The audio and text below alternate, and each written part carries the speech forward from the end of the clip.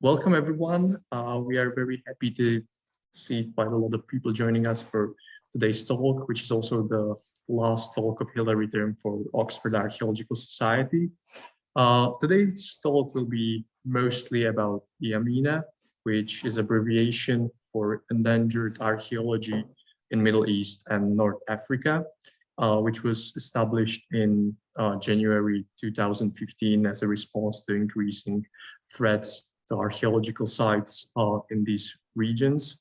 And it is a cooperative project between Oxford, Leicester, and Durham universities using satellite imagery to record and make available information about sites that are in danger.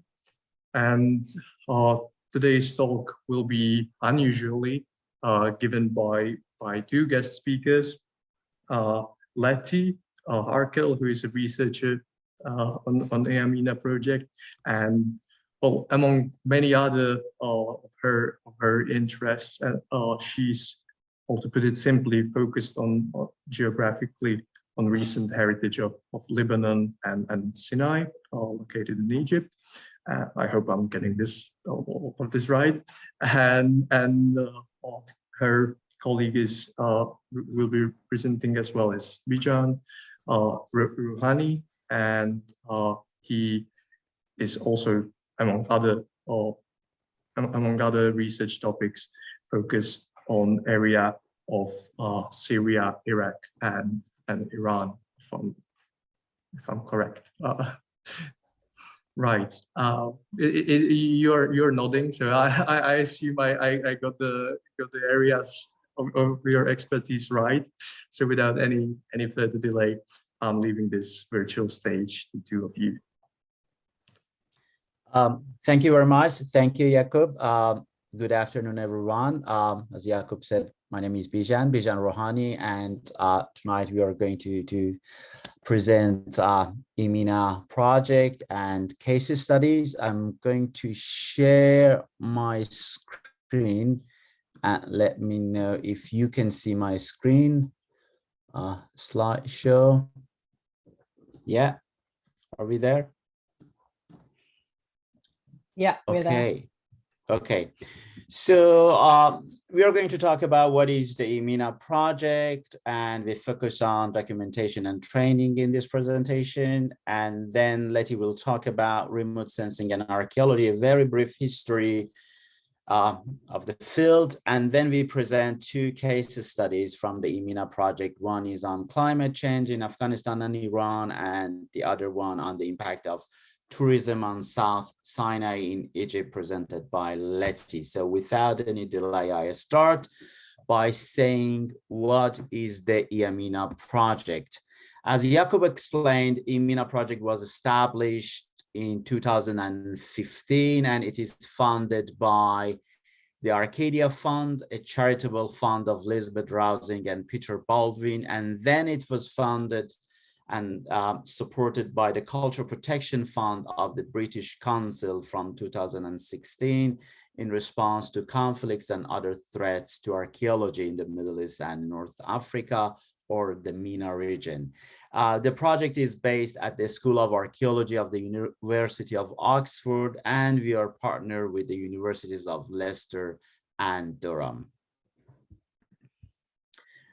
If I want to say in one word what is EAMENA project, it is a voyage of discovery, research, and digital documentation and condition assessment of archaeological sites in the MENA region across 20 countries, from Iran, the eastern part, to Mauritania in the west part of this region.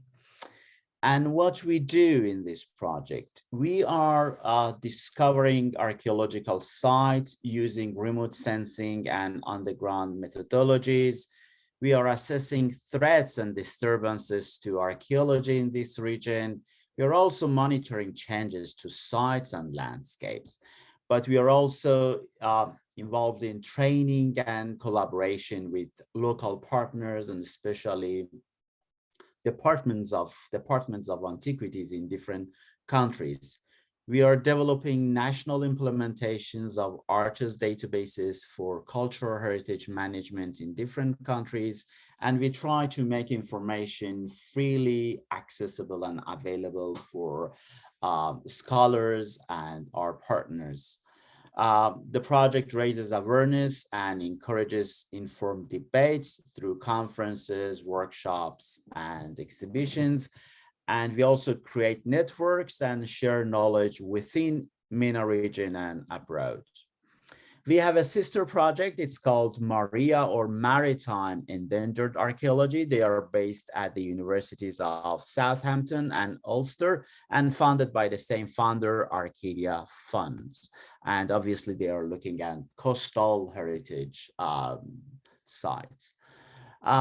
But what are our methods and sources for recording sites, monitoring, and condition assessment?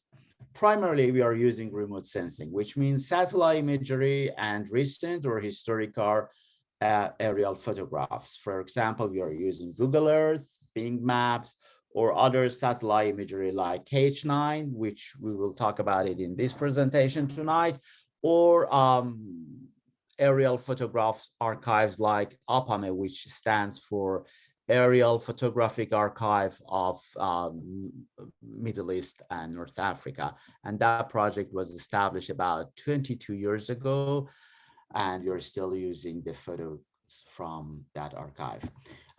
In this slide on the right, you can see an aerial photograph from APAME, which shows a caravanserai in Jordan that is damaged.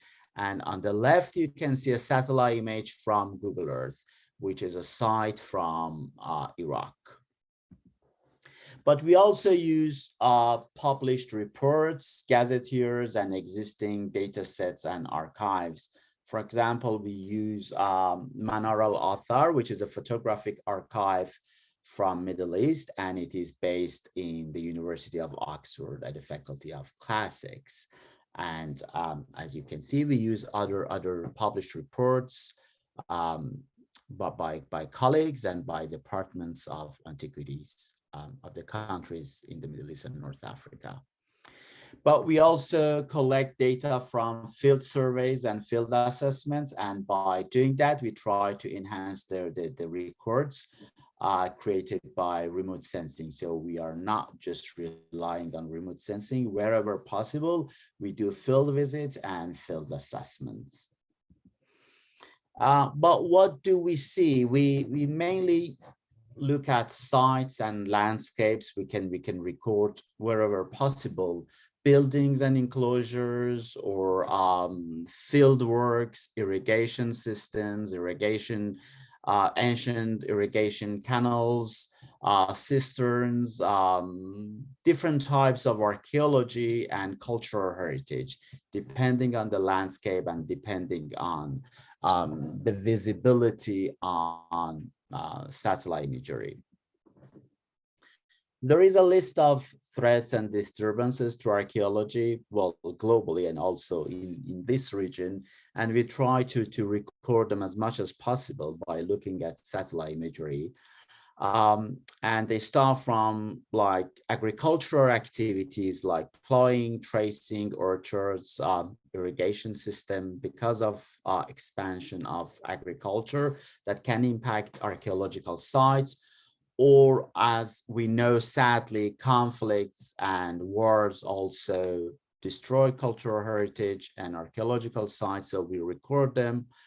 But in addition to that, there are construction and development projects like housing, road construction, dam construction, mining, and quarrying, construction of pipelines. All of them can disturb landscape, historical landscape, and archaeological sites. We also have the impact of looting, illicit trafficking, and sometimes by looking at satellite imagery, you can understand that an area or landscape is under illegal activities or looting. You can see the pits and holes because of looting, so we record them. And of course, we record natural erosions like wind and water actions or vegetations or degradation because of humidity or change of temperature, wherever they are visible on satellite imagery. How we do that? As I said, our main source of satellite imagery is Google Earth. It is a freely available platform. It is very good in most cases, but where and when needed, we can purchase commercial imagery from other satellite. We can order, or we can go and check other platforms and purchase satellite imagery from before or recent. We have divided our region from Iran to Mauritania into grid squares. Each grid is about 27 kilometer at 25 kilometer.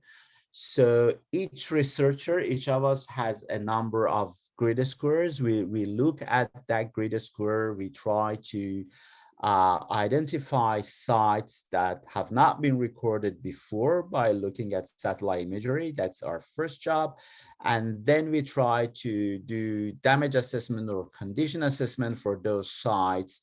And then we do monitoring. Monitoring means that we look at changes over time. For example, since 2003 until 2022, how much and how the landscape has been changed, or what are the factors that are impacting that landscape and that site. So by this methodology, we can systematically monitor a country or region or area over time. And here you can see this, you can see the map of the region divided into grid squares. And this is just a screenshot of one of the grid squares. And you can see how many, for example, sites and features have been recorded in that grid square.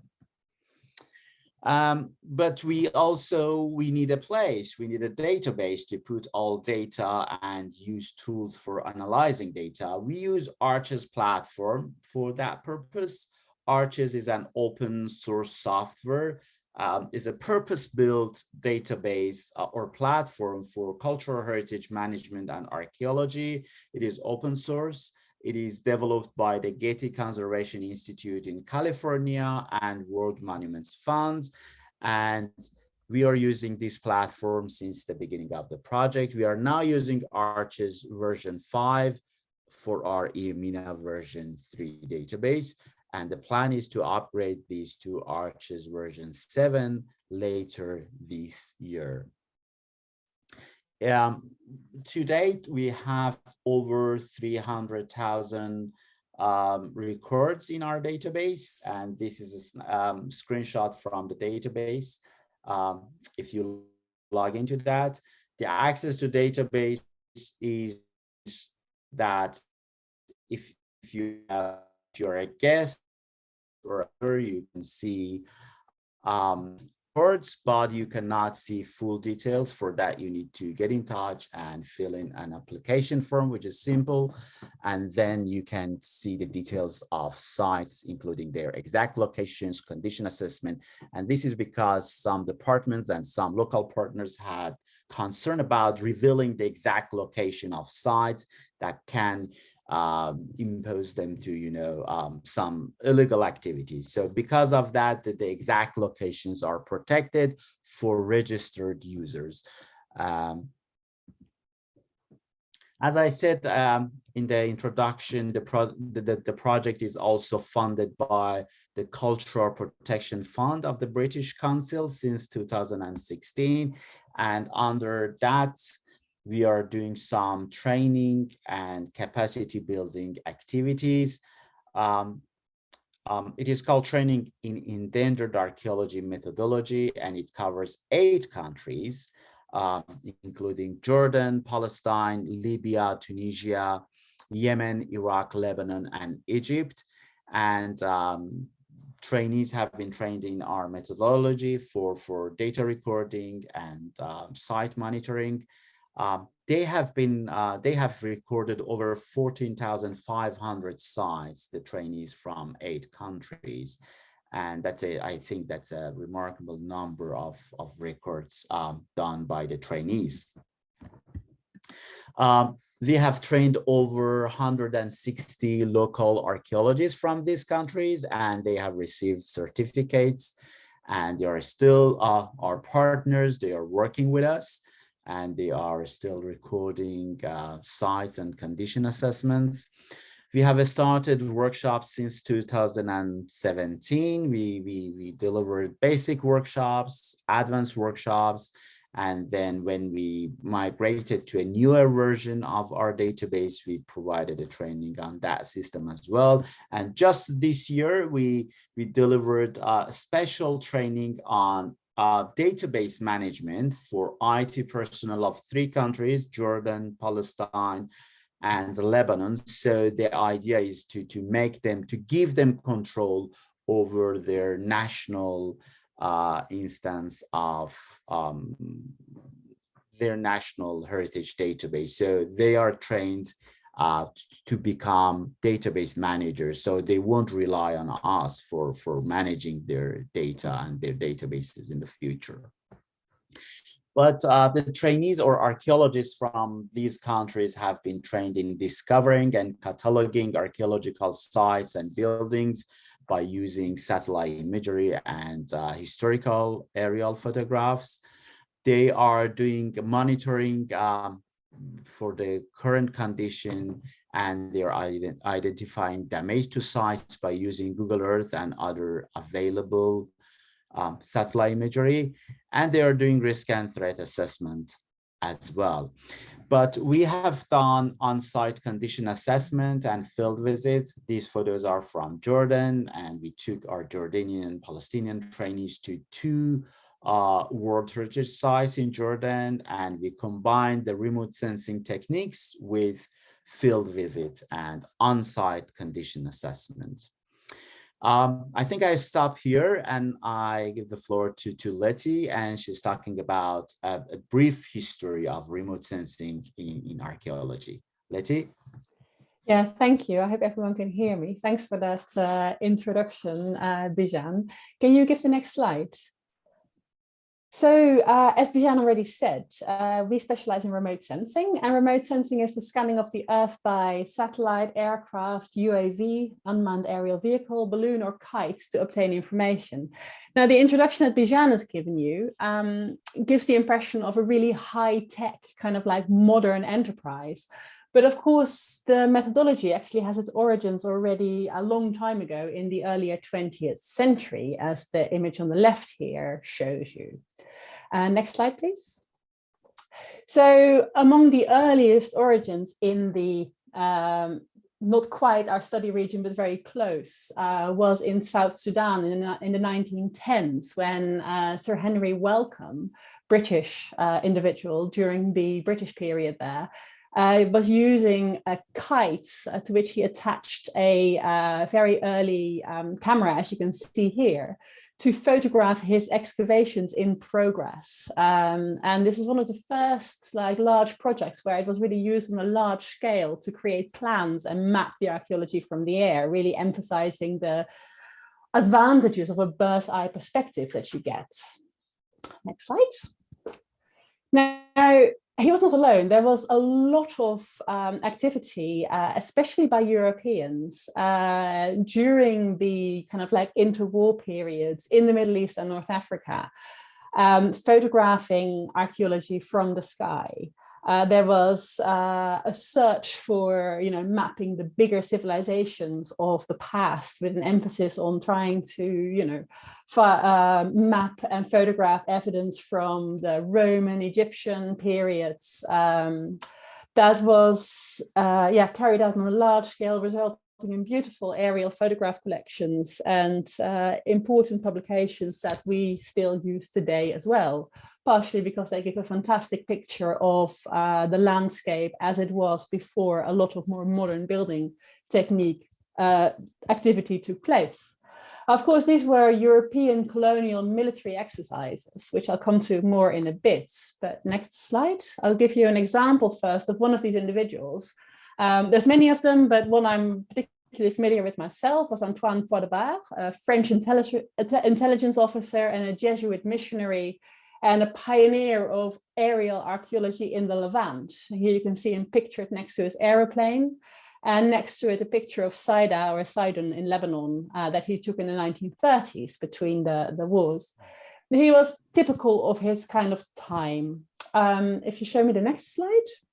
And one of the things he was really interested in was looking at the remains of the Roman Empire in a very important publication called La Trace du Rome, which in which he really emphasized the amount of things that you could see from the sky that you couldn't see on the ground, such as roads over longer distances, for example. And this gave a very important boost as well to the development of landscape archaeology, as we now practice very widely, of course. And he was not alone, of course, in doing this. The Middle East and North Africa weren't alone in doing this. Similar work was also taking place in England, in other parts of Europe. Next slide. Now, a lot of this work, this early work, has fed into our own research. And if you want to read up in a bit more about it, I point you towards our blog, which you can find on our website, which contains various articles on the use of this aerial photography in Egypt, in Iraq, in the Jordan Valley. Go and explore if you ever have a bored moment and have a look, because they're quite nice, easy to read short blogs. Next slide. Now, following this early aerial photography, we also see the use of satellites for remote sensing really early on, actually, a lot earlier than a lot of people thought, specifically in the 1960s to the 1980s. Now, these include the KH9, KH7, KH6, KH4 satellites that Bijan already referred to briefly. And it was really quite extraordinary what they were doing. It was essentially Cold War espionage by the Americans. And they sent satellites up into the orbit, which, because this was before the days of digital photography, used real film to photograph the Earth. And then when the film was fully exposed, they shot it down in a capsule that was then captured in midair by specially equipped planes, recovery planes that captured this capsule in a net and took it home to America to develop it.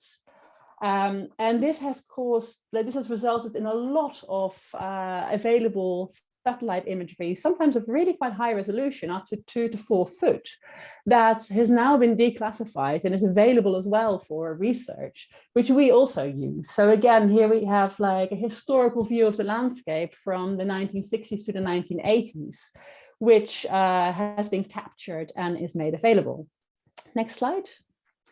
And we have used this quite widely. And again, just to show you quickly and remind you as well of the URL for our blog. If you want to look at more short articles that discuss this, then have a look at our blog, where it has been used in the context of the Mosul Dam area in Iraq, but also in the South Sinai in Egypt, where I work myself. Next slides.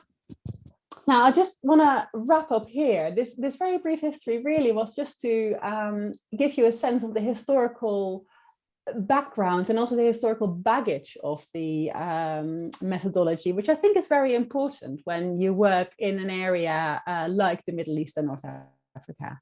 But of course, the use of satellite imagery and aerial photography has massive advantages from an archaeological perspective, especially things like Google Earth. It's user-friendly and it's free. Anyone can do it. You can become an armchair archaeologist, like some people sometimes call it, or an armchair space archaeologist. It's very fast. You can cover huge areas in relatively little time. It gives a fantastic perspective. You are forced to adopt a landscape-based approach and place sites in their wider context. And it has massive advantages of access. So there's not as many restrictions as ground-based archaeology, which of course was a very big advantage to the EAMENA project when we were trying to respond to the aftermath of the Arab Spring, when a lot of areas were too dangerous to go and visit. And we can still use this methodology to look at sites and monitor their condition and then feed this information to local people. But there's also downsides. Bijan talked briefly about the kinds of sites we can see, but of course this does favor certain landscape types. In densely forested areas, you don't see as much in satellite imagery, and also certain site types. The best visible things are standing buildings or things that have high relief, whereas more ephemeral features tend to get lost. It comes with a lot of uncertainty. It's very often very difficult to date or identify features.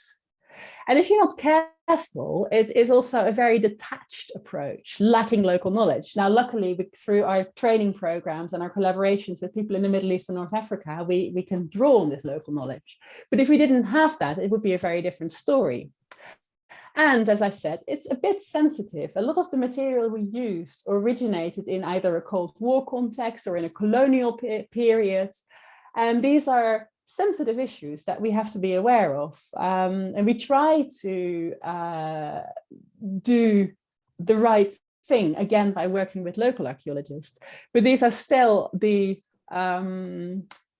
government employees that we work with, and the ethical issues of looking at remote sensing imagery over people's private territories is a whole different subject in its own right.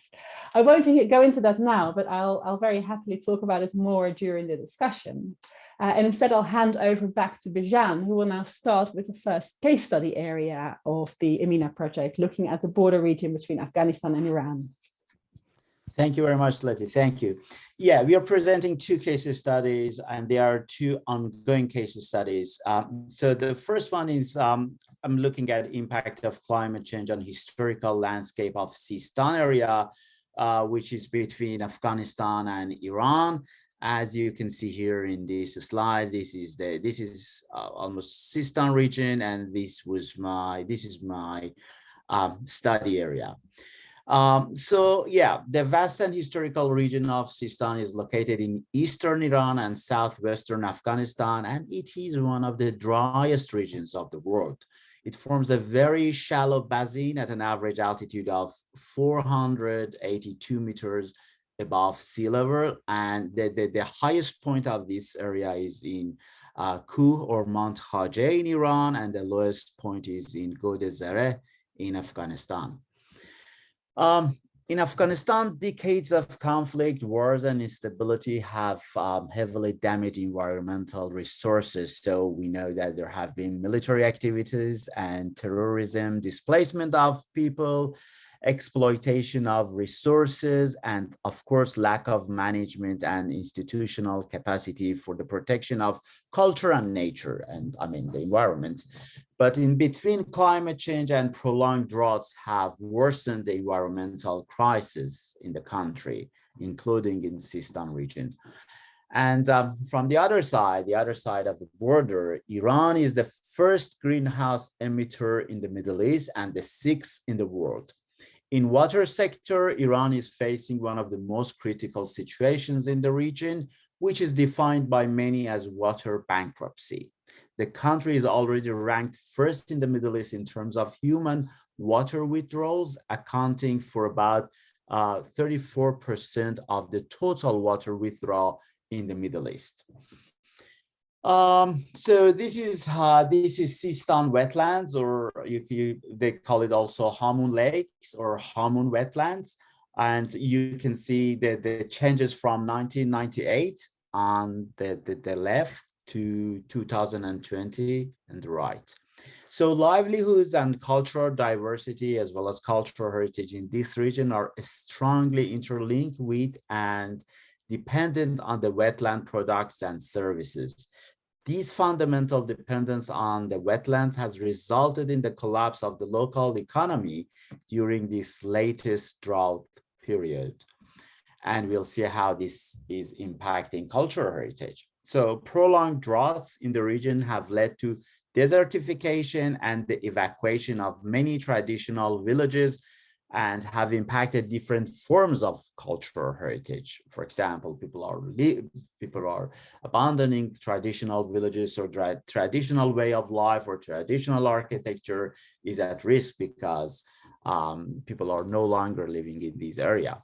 These long droughts have continued since the late 1960s, then since the mid 1980s, and then between 1999 and 2005, and then intensified from 2010. So these are images from Google Earth, and this is what we can see is happening in this area.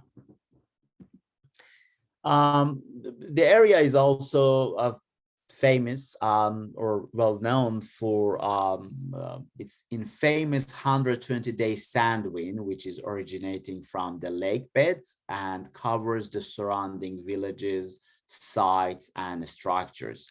The Sistan Basin has been recognized as one of the most active dust sources and windiest place in the world.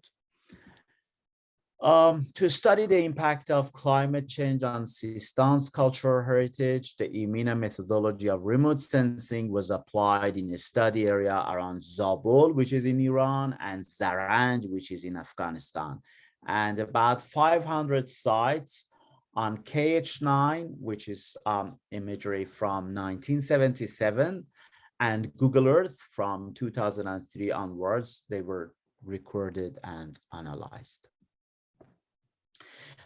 In this area, we have different types of cultural heritage, from settlements and traditional villages to houses, farm buildings, field systems, irrigation systems and canals, and also underground water canals, which is called qanat or karis.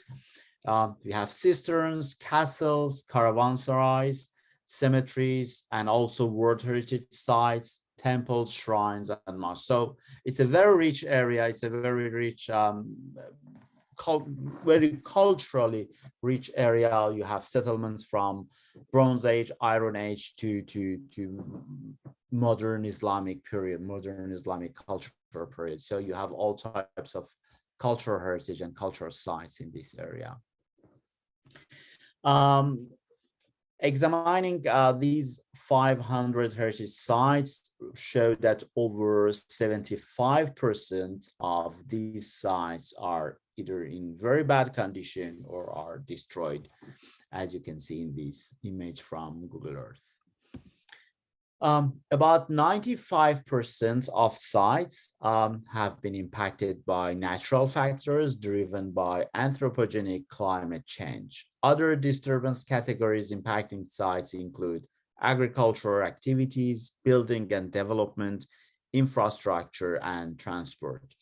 Among disturbances causes, I've been recording wind and water action, including sand encroachment, vegetation, precipitation, and flooding, and they have had the highest rate in terms of impacting sites in the study area.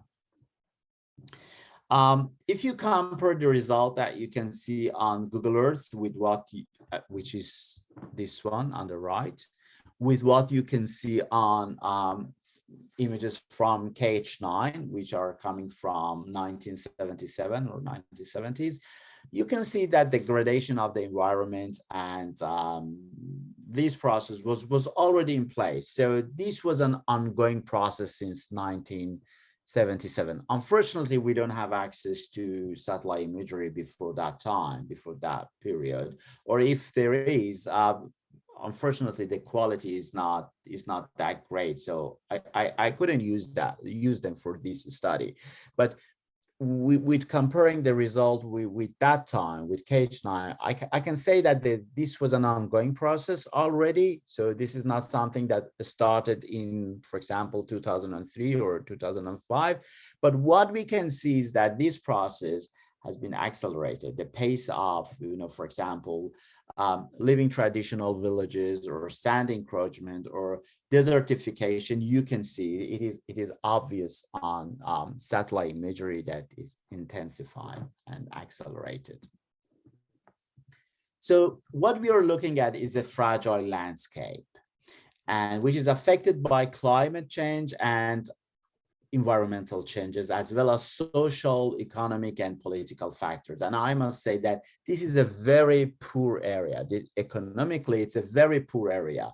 And water management, because the area is divided between two countries, And this is not helping in terms of water management and managing the environmental resources.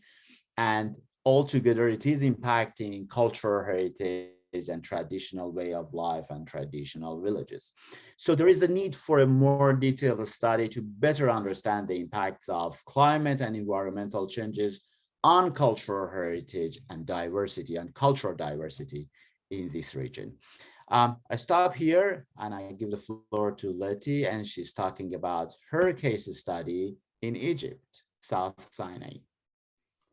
Yeah, thanks, Bijan. That was really interesting. And I have to say that that is one of the things I find so fascinating about the working on the EAMENA project, actually. It is such a huge study area and we all work in such different areas. Iran, Afghanistan is not a region I'm personally familiar with. So it's very interesting for me as well to listen to Bijan's case study. And yeah, the richness of the different scenarios and circumstances we come across in our research is really quite fascinating and very multifaceted. So what I'm going to be talking about is the South Sinai in Egypt, a very different story indeed. Next slide. Just to show you where we are on that little peninsula sticking down between Arabia and North Africa. And the area I'm looking at in particular, next slide, is very different indeed from Bijan's very poor area. It's the World Heritage Area of the St. Catherine Monastery. This area is centered on the mountain you see here in the top right, known variably as Jebel Musa in Egyptian Arabic, Mount Sinai or Mount Horeb. And it is where, according to the Bible, Quran, and the Torah, Moses encountered God and was given the tablets with the 10 Commandments. It became the focus of desert monasticism in the early first millennium, from the 3rd, 4th century onwards. And in the 6th century, the Emperor Justinian built a huge fortified monastery to protect the resident monks against the threats of attacks from local nomadic tribes, according to the written sources. They had becoming more and more popular with pilgrims, and this was causing problems. Now, the St. Catherine Monastery today is the oldest continuously inhabited monastery of the world, and it is a huge tourist attraction that led to its declaration of World Heritage status a number of years ago. Next slide. So if you compare these two images, which is the St. Catherine's Monastery in the 1950s from an aerial photograph taken by an RAF pilot in Egypt, and modern satellite imagery, it looks like there's not that much difference between the two photographs. But if you take a closer look, what you can see is over here, there is now a tarmac road leading to the monastery that wasn't there in the 1950s yet. And this is really key to the impacts on the archaeology of this area. Next slide. The tarmac road, in combination with the World Heritage status, has caused a huge flow of visitors to travel to the St. Catherine Monastery every year. And some days they record like nearly 1,000 or more than 1,000 visitors to the monastery in a single day alone. And this is having quite a major impact on the surrounding landscape. One example is a site that we spotted on the 1950s photographs as well over here, which we could identify as Ottoman barracks in pretty good condition. And if we look at the evidence from the modern satellite imagery, they're much more eroded, which probably has a lot to do with the fact that the tarmac road goes right past it. There's a car park and a gift shop right next to it as well. And very little really to protect this area, because the World Heritage status focuses more on the monastic buildings and is a bit selective in what they care about, shall we say. Next slide. So this led to a collaboration between the EAMENA project and Sinai Peninsula Research Project, which is headed by Ahmed Shams, who I include a picture from here. Sinai Peninsula research is really a field project. So this is an example, like Bijan talked about, where we also incorporate the results from field work. He spends about 20 years surveying archaeological and heritage sites, working closely with the local Gabalaya tribe to map their geographical knowledge and focus on various modern interventions. What EAMENA did, or I did, was adding a rapid satellite survey, thereby expanding the study area, identifying more potential sites in a larger area, and highlighting threats and disturbances on a landscape scale. Next slide. So these two very different projects have very different results as well. And these two diagrams are just to show you the kind of like differences that ground survey versus aerial survey can result in. These are the main kind of like site types. And as you can see in the Sinai Peninsula Research Project, which focused on ground research, the sites were distributed between domestic sites, religious sites, and hydrological sites. So water management, dams, water conduits, stuff like that. But the remote sensing survey of the EAMENA projects identified mostly agricultural and pastoral sites, which are easier to see on the satellite imagery, as well as domestic sites and a few funerary sites, but no religious sites really, partially because it's really difficult to identify from the sky whether a site is religious or not. Next slides. Just to give you a few examples of the kind of archaeology we find in this area.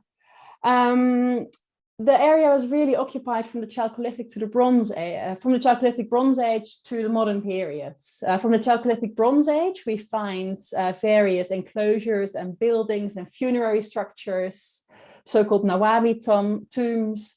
And the landscape seems to have been used by agricultural pastoralists whose occupation focused on water sources and also the exploitation of copper and turquoise ores. Next slide.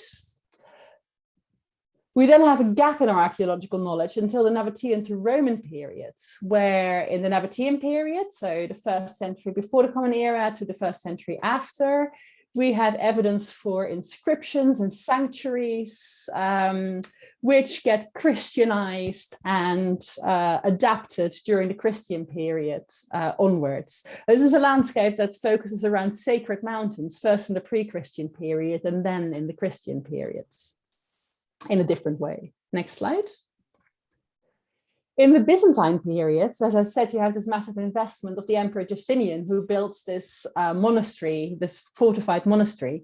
We also get much more evidence for a scattered monastic landscape with an associated agricultural landscape that was aimed to sustain the self-sustainable monastic communities. And although some sites were abandoned in the period following, a lot of them are still in use. So what we're dealing with, in a sense, is a living heritage landscape where traditional liveways are grounded in land use practices that go back to the early Islamic or Byzantine period in many cases. Next slide. A lot of this focuses on small-scale sustainable mountain agriculture. Now, as Bijan highlighted, like, of course, in the modern day and age, climate change and desertification are a major issue. And this is not very dissimilar in the South Sinai, which is also a very dry area plagued by droughts. But on the small scale agricultural level, which includes tapping of groundwater through canats or tunnel well irrigation, which Bijan already mentioned, and rainwater catchment and small scale dams and small scale mountain orchards, people continue agriculture in this area in ways that have essentially been unchanged since the Byzantine period. Next slide. Now, looking at disturbances and threats to the archaeology, it does have to be highlighted that, again, natural factors in this area are a major impact on the South Sinai in general, both on the coast and in the high mountains where my research focused. And this particularly takes the shape of droughts and flash floods. Next slide. Here you can see an example of a mountain orchard. You can just about see the walls here, and the kind of like white shape through it is the sedimentation that resulted from a flash flood following a long period of drought. But this is not the main threat to the area in some ways. Next slide. The main threat is not so obvious on these graphs that map the disturbances and threat, but are really the impact of tourism and visitor activities. Next slide. Now, this is, as I said, the result partially of the declaration of the World Heritage Site of the St. Catherine area, and also the increased popularity of the coastal areas for diving holidays and sun holidays, from where people can go on day trips to visit the famous St. Catherine Monastery. Here you see a picture of a whole busload or 2 or 3 of Brazilian pilgrims visiting one of the chapels in the area. And this newspaper headline, I said nearly 1,000, but actually it's more, nearly 1,300 tourists in a single day, really puts a major impact on the town. Next slide. Now, these images here are an example of the wider landscape impact that we can study using satellite imagery. The imagery on the right is the modern town of Catarina, which is essentially a service industry town for the St. Catherine Monastery, with restaurants and shops and hotels for the tourists who want to stay. But on the left, you see what the area looked like in the 1970s. It was essentially an empty area with the occasional agricultural enclosure and small-scale monastic settlement. So a massive, massive impact. Next slide. And this goes hand in hand, of course, with major impacts on the resources in a wider area as well of the Sinai. Now, these are so-called vegetation differential indices from 2 coastal areas in the Sinai, Sharm el-Sheikh in the east and At-Tur in the west, near the Gulf of Suez. And what we can do using remote sensing imagery is use kind of like machine learning algorithms to map differences in vegetation, for example, across time. And what you see here on both cases is differences between 2000 and 2020 in the amount of vegetation, in this case, agriculture, that both areas have. So you can see that Sharm el-Sheikh used to have a bit of agriculture and now is across the entire coast. Likewise, At-Tur had a bit, mostly to sustain the local population, but now there's a lot more because lots of visitors are coming, people working in the tourist industry are coming, everyone needs to eat. Now, this, of course, also has a major impact on groundwater resources, which are the main irrigation source in large parts of the South Sinai, although desalination is becoming more important. So you can see how the tourism industry has a cumulative effect on many other impacts on the wider landscape. Next slides. I just want to show this image as well, which is an example that one of the students who's in the audience as well, I think, Liana, came across during her volunteering with the EAMENA project, which is, these are basically the same imagery here in the 1970s, where you see a desert landscape, pristine desert landscape, and here in the 2010s, where you see all these scars in the landscape, which is essentially the rubbish dump from the Sharm el-Sheikh holiday town, which has to go somewhere. So this has been located on the edge of the St. Catherine Protectorate in South Sinai. Next slide. And these kind of pressures, they're only increasing as, you know, more people want to travel and more people want to experience the wonders of this fantastic World Heritage Site. And these 3 images, just to illustrate that, the left one is this KH9 imagery from the 1970s, which shows, you know, in orange, very few areas of settlement in relation to the monastery, here in green. Now, this is 2020, where the orange areas are the urban expansion that has taken place. And this is the future. Currently, building works are going on to build more hotels and more visitor accommodation aimed at facilitating mass tourism to this area indicated in red. So something to be aware of next time you want to visit a famous site somewhere on your holidays. Now, next slide. These are two very different case study areas, but of course the EAMENA region is a wealth of possibilities to do research, to get involved, to carry out small-scale projects under the bigger EAMENA umbrella. And if you are interested by our talk and you want to get involved, this is how. We have for undergraduate students a 2-week field school in June, where you will learn how to do remote sensing survey in Google Earth Pro, where you will prepare sites for entry into the EAMENA database. During this period, you can participate in project meetings, so you get a sense of what it's like to work on a big research project. And you are invited to reflect on your experiences through blog writing, which will then be published in the EAMENA blog. Now, it's not just for students. We also welcome other interested people. Those of you who were present at the start of the meeting might have heard us talk about it. We've had a whole range of people, from retired people who were interested to PhD students wanting to use it for their research. If you're interested, please contact Melissa Holloway, who is our admin person, at the email address here. And thank you very much. With that, I think we are ready to take some questions. Thank you, Letty. Many thanks to both of you for this talk. It's really exciting how much information you could gather from these satellite images. As always, if there are any questions in the audience, please write them down in the chat or raise your hands, and you will be given the space to ask them directly. Otherwise, I will read them out loud. But before that, I will start with a couple of my questions. So I was just wondering, like, both of you are comparing the satellite images between the years and how the situation is developing on the ground. Since when are the satellite images kind of reliable? Like, what are the oldest ones you can get to and be quite sure that, all right, this is a good representation of what was going on the ground at the time? I guess the earliest ones are the kind of like Cold War period satellite imagery that I mentioned, which really started in the 1960s.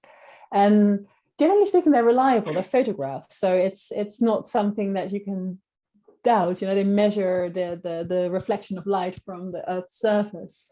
But the real question is about resolution, how clear they are, and whether they're useful for archaeological research. Some of the earlier ones were so broad that you can't really see sites on them. So they are still useful for looking at wider landscape change, but they're not so useful for archaeological purposes. And it's really, I think, from the 1970s that we get more high resolution satellite imagery. And then it's again this Cold War imagery that's now been declassified.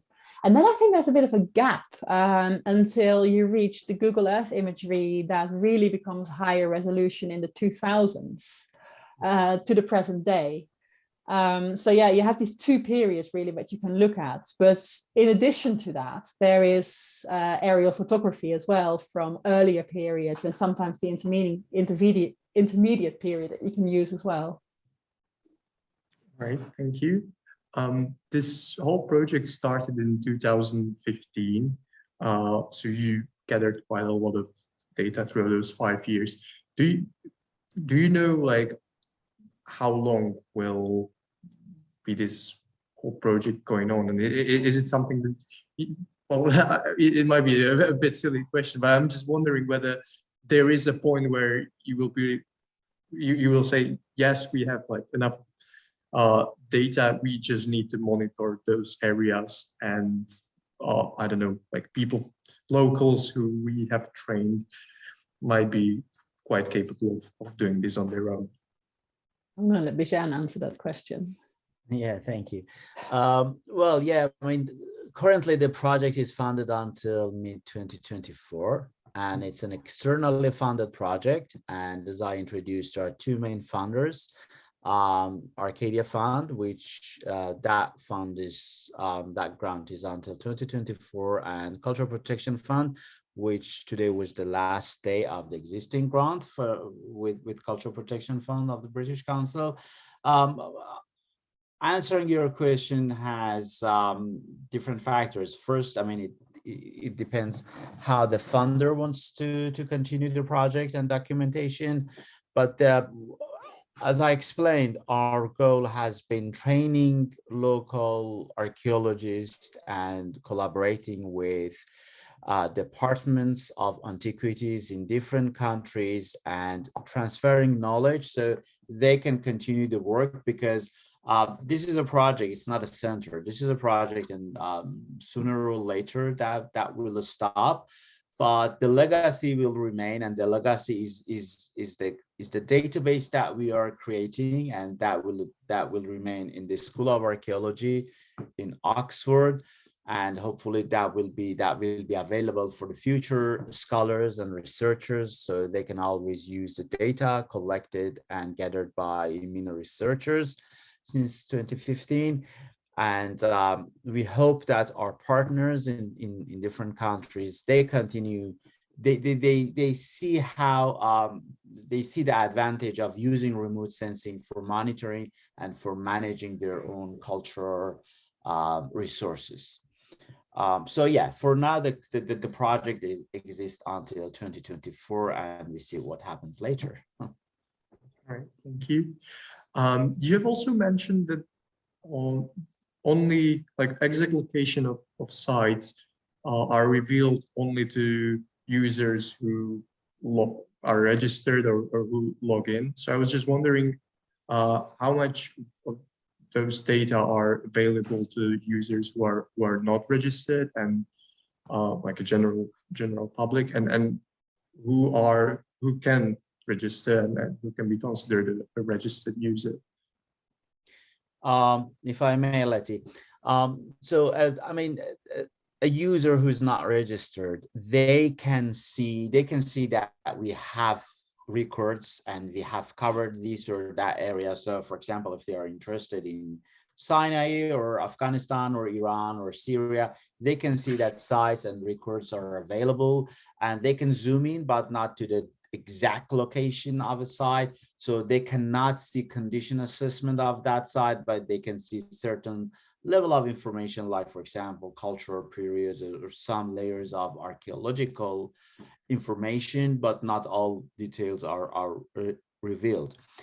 Registering is not difficult. If you visit the EAMENA website, and if you go to the database, there is a form, and where you can say that who you are and what you need from the EAMENA database. And usually we give relatively easy access to students or scholars, or people are contacting us for a good purpose. So we just want to make sure that who is using the database, and if tomorrow someone is downloading information from the database, at least we know who that person is. And yeah, that level of information, and it is fairly easy. It's not that complicated, but it's not just, I mean, all information is not just on the website, on the database for everybody, but if you register as a student or scholar, you can get that access.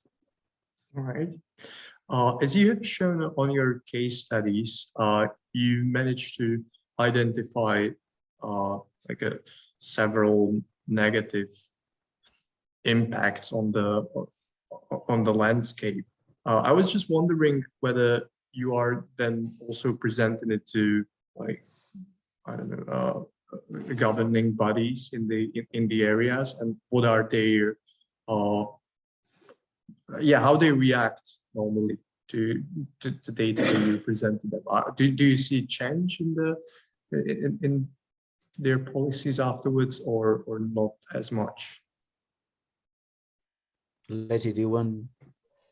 Sure, I think I think the answer is very dependent on the exact area where you are and the exact case study that you are dealing with. I mean, we've had some early on in the project. There were some really positive results from a case study in Jordan where the location of a ring road was actually slightly altered because of my colleagues. I didn't work for the project yet then, but my colleagues pointed out that it was affecting archaeological sites. But if I think of the case study area in South Sinai that I presented, there is so much, it's such a complicated situation because there's so much centralized Egyptian revenue basically being generated by heritage tourism. It's a massive source of income. Which is largely controlled by centralized Egyptian government, and they're not necessarily that keen on changing anything. But the issue is very complicated because there is also a high degree of one could say social injustice concerning the local Gabalaya tribe, who are not benefiting from this in the same extent, and who would like to see more sustainable forms of tourism that can help them maintain their traditional lifestyles while also benefiting from this tourism to the area.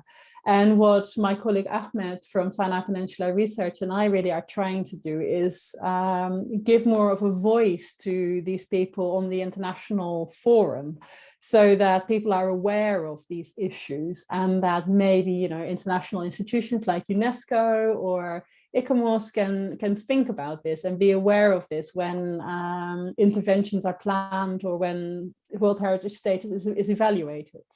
So it's not really a direct, clear kind of like cause and result, but we hope to do some good by highlighting these situations. But it's so variable, I think, from place to place. I don't know if there's anything you want to add, Bijan.